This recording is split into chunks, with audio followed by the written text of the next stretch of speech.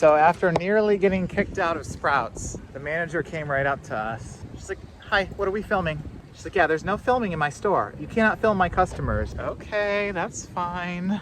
Have a nice day, Karen. So that was tip number 1. When going to a raw vegan party or potluck, do not wear cologne. Second tip, whatever you do, hide your protein. Don't bring protein to a raw vegan event. Today we're gonna go to a raw vegan potluck, part of Vegan Friends Living. Friendsgiving, Friends Living. No Thanksgiving here and no dead turkeys. Do not wear cologne because raw vegans are hypersensitive to scent and smell because there's no, just don't. There's no, I guess, your body's more clean, more pure, you can smell things. They'll corner you and they'll kick you out. You cannot have protein. So that's why I'm sneaking this shake, this 20 grams of protein shake before I go in. No SOS. Yeah, I know. I'm like drinking it quick before we go in because if there's any sign of protein, they'll kill you. No, I'm kidding. I'm kidding, but I thought it was funny. All right, tip number 3. Don't say that fruit is bad. Ashish, do you know what raw vegan is? Yeah. Okay. Kind of like, I'm not a raw vegan. I'm a vegan, but not a raw vegan. Okay. So I do a lot of lentils, legumes, different kind of chickpeas, flatbreads. Like I prepare my own food by this way.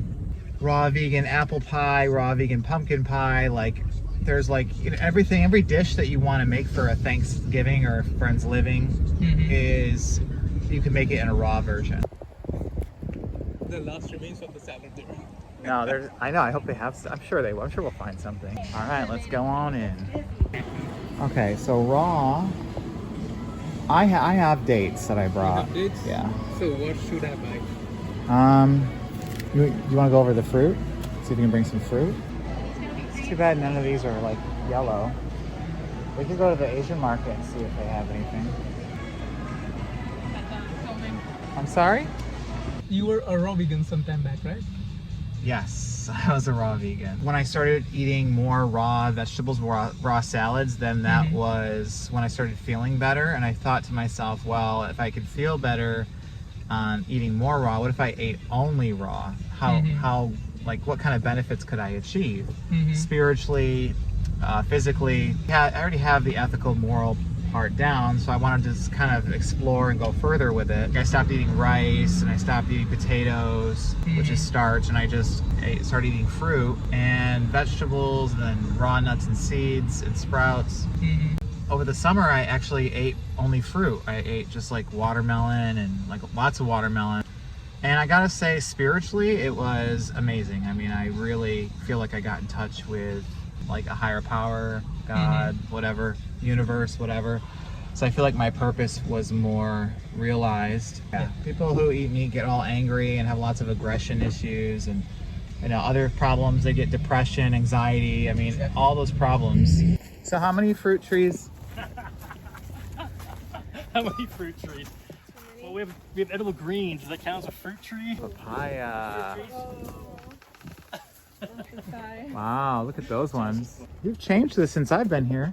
Possibly Barbados cherry, and they're sort of like an ever fruiting type of cherry tree. Moringa. Oh yeah. Moringa. Yeah, they have those everywhere. This is also callaloo. This is popular in like Jamaica and the Caribbean. It's like a standard green, but I can't remember which one. Look at your loquat tree. Oh yeah, loquat's about the first. Look at that. Mango. Is this mango? Yeah, it's mango. He's got a pineapple growing there. We're doing a little green garden in here right now. We just threw a bunch of seeds down about 10 days back. This is we call this a banana pit. So we started with digging a hole here probably about 3 years ago. That's for composting because bananas want to consume so much. So here's an actual bundle of bananas hanging right here. Of course, got this giant RV in the yard too. But I think we missed the other tour group. it's just like ditch stuff. This is I think it's called longevity spinach. You guys can chew on this if you want. We put this in our salads. This is it's like cranberry hibiscus. People make tea out of this. Sometimes people just eat this in salad. Yeah, it's better. It's cranberry-ish. You say it's good or what? Yeah, it's good. Oh, you're done? Yes. What did you- oh. Avocado, Those are organic, such a good combination. and organic tomatoes. Oh my God. We're gonna put this. I don't know where you're gonna put that. I know, right? I think I found this spot. Yes. Look at that. So much life. You want to eat life. Yeah, right? It's hit and miss. Ooh, look, what are these? Pecan or some kind of raw cupcake. We're gonna go.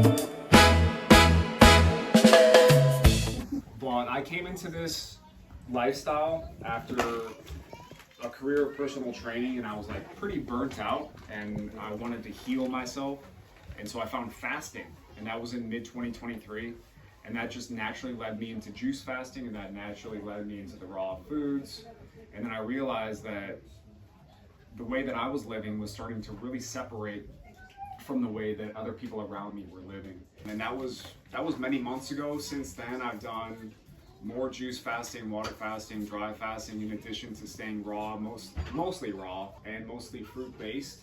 And I've watched my health and my weight, my body composition, but almost more importantly, like my spirituality, being in touch with myself, healing old sort of like baggage that I was carrying on in my heart, and it just kind of like naturally lifted, and I just feel like a new person. So I can't wait to see where this journey takes me as I continue forward. So he got a Big Mac, fries, and a shake, and he drove 3 blocks down the road, and he vomited in a dumpster. And he called me and he said, "What did you do to me?" I said, "We removed the toxins out of your body. So now when you put them in, your body recognizes them and gets rid of them." I'm in my 60s and I've been doing this like as my lifestyle since like 1981. My soapbox is informed consent, in 2 words. People get cancer and they are told that you can do chemotherapy, radiation, or surgery, and you're not allowed to say anything else. And being in this industry for so many years, I can personally tell you that I know friends that have died, friends that have moved to Ecuador, friends that have changed their name and own florists, people that are just off the chain being something else because they were either threatened or killed or something because they were willing to speak this way. It's like married to a biochemist, you're bound to either get poisoned to death or just gonna cure some disease you don't even know you have. Yeah, there's more to it. My father's in the next room. He's 89. He's at 199 pounds now. He was he showed up for 252 in December last year, and we were looking through his medical records. He peaked out at like 280. The whole like you hit your bottom, you get sober. I mean that's like a common thing. People hit health bottoms and then they wake up and next thing you know they're like, yeah, what is that thing Blake's eating again? What was this juice fast thing? And why did you do that? And yeah, people's minds open up even at 89 to consider doing something new and different. Hello, I'm Tracy. People call me Dragon Mama. And if you want to follow me on Facebook. I've got my whole little thing going there. And I have a really crazy life story. I was raised in Houston, Texas, like in a rich Jewish Republican family. And then I went to college and I got into athletics. And from the age of probably like 18 or 19, I become hooked on stimulants. So ephedra, guarana, ecstasy, Adderall, Vyvanse, and then eventually crystal meth. And so 2014 landed me next to a dumpster, completely homeless after having lost absolutely everything. So I went like to the AA program. I was like in the system for about a year, like trying to recover. But during the course of going back and forth to China, I found myself sitting at about 190 pounds and a full-fledged alcoholic. I mean, like blaming me for it. During that time, I went in the freezer, took the bottle of whiskey out and wanted to like smash it against the wall. I thought like demons were like coming out of me and telling me like you can never drink again. So from that day, I never touched alcohol or caffeine. That's when I gave up eating meat. That's when I got the message that I had to become a raw vegan, because I was also suffering from PCOS, endometriosis, night sweats, and I had like this distended thing every time I get my period, and I bleed really bad, and my gut would get like really huge. And they're gonna tell me to get a hysterectomy, or I had ovarian cancer, or something really something was super fucking wrong with my insides. And I go in there, and they didn't have any record of my appointment. So even though I had the appointment on my phone, like I was like, okay, I'm here for my appointment. Here's the confirmation. They said we have no record of you. So I look up at the ceiling that day, and I saw like Michelangelo's painting, like where a God is touching the brain, David. It was like your mind is God, basically. So it's like that was this huge sign for me. And we both decided that day, all right, fuck this doctor, we're gonna heal this naturally. So from that day, I set date that I was to become a raw vegan on June 21st of 2023. And so I started with 40 days on watermelon, and I did like 21 days on grapes. Then I did 2 40-day green juice fasts, and then I did another green juice fast, and I did a bunch of mono feasting basically, and I've done 25 days on water. Then I've started dry feasting. Like, long story short, here I am, no more endometriosis, no more PCOS, no more type 2 diabetes. My uterus is in my body, like my whole thing. Thank God. Like my whole life I had these painful periods, like taking painkillers and Darvocets and baths, and like now like I reverse, like I don't sweat at night anymore. I used to sweat the bed every night. I reverse menopause. Like my whole body is like completely intact. And so yeah, it is like amazing. Like, thank God. And so now I dedicate my entire life full time to coaching people into the fruitarian lifestyle. I'm a holistic cancer specialist. My journey, I don't really know where to begin, and I'm going to try not to cry. So my daughter was vaccine injured when she was a child and had serious neurological problems, and as a result of her health problems, I went on this search, and I was already very sick at the time. But so through healing her, I was able to heal myself. Through my own healing, I decided that I really wanted to help other people as well. Prostate cancer is the easiest to heal. Breast cancer is difficult, but it's from coaching, it's difficult work, but I love it. Well, we are Mike and Denise, 55 years young. We're both 55, and Young is our last name. I didn't change it or make it up. The reason why is because there's so many habits that we were all taught wrong, which is all of them. And all you got to do is change the habits. There's nothing high tech, right? We're just eating the what our body recognizes as food. And so the average person lives to be 75, right? And they're chronically ill. Because as I found from asking AI, 90% of all medical costs in the US are due to managing non-communicable diseases. Non-communicable diseases are things that you cannot catch from anyone else. It's not genetic, it's not a car accident, it's everything else, and that's 90%. So we can solve all the world's financial problems and all the health problems and have fun. I mean, that's the whole idea. So 75 and sick to 150 and never sick. That's like my vision. We eat 3 to 5 pineapples every single day for breakfast, that's our thing. But the thing is, as you all probably know, the reason why nobody eats fruit all the time except for people in this room is because it's hard to find fully ripe fruit that's grown without chemicals. Yeah, somebody said like, oh, the rock bottom or whatever, right? I mean, some people you just have to hit the rock bottoms, right? I mean, rock bottom is usually the best thing that can happen to somebody if you ask me. Okay, so I think the problem with society right now is that people are holding people back. In a way trying to control them from hitting rock bottom, when that's kind of what they need, I'd say. Because I think a lot of would rather be nice than tell the truth. yeah, there you go, yeah. I mean, we're all addicted to these behaviors. We're all trapped in the same super bad cycle. That's what it is. That's all it is, right? It's not even that complicated. So we developed a framework that we call our own 12-step program, which is the 6 pillars of lifestyle medicine. Now, health optimization is a fully balanced state of health that's verified by an absence of non-communicable disease.